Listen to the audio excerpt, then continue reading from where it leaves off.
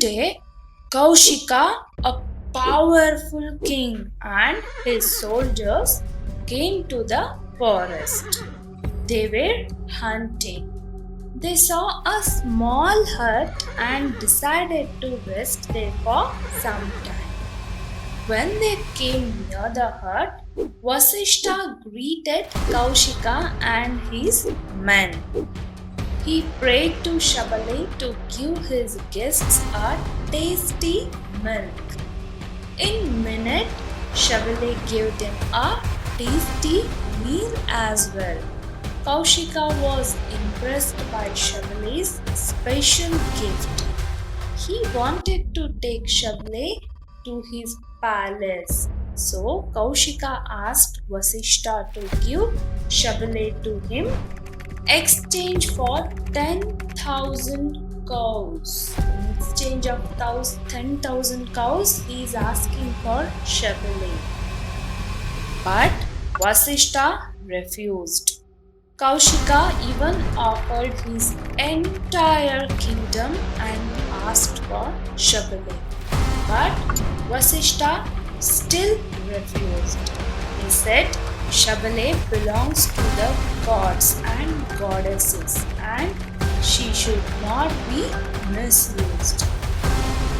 Then Kaushika decided to take Shabale by force. He put a rope around Shabale's neck and dragged her, but she was not willing to go with the king.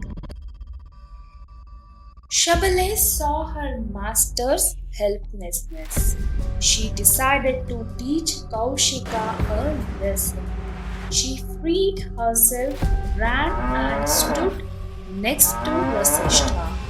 She underwent an amazing change. Fire gushed out of her eyes. Her head and neck grew larger. Balls of fire came out from her tail. Many soldiers came out from her mouth, udder and her sides. These soldiers chased Kaushika and his men out of the ashram, but they did not kill anyone. Kaushika realized that he was not powerful enough and could not win anything by force. He left his kingdom and went into the forest to become a sage. After many years of prayer and meditation, he became a true sage and came to be called Vishwamitra. Vishwamitra means the friend of the world.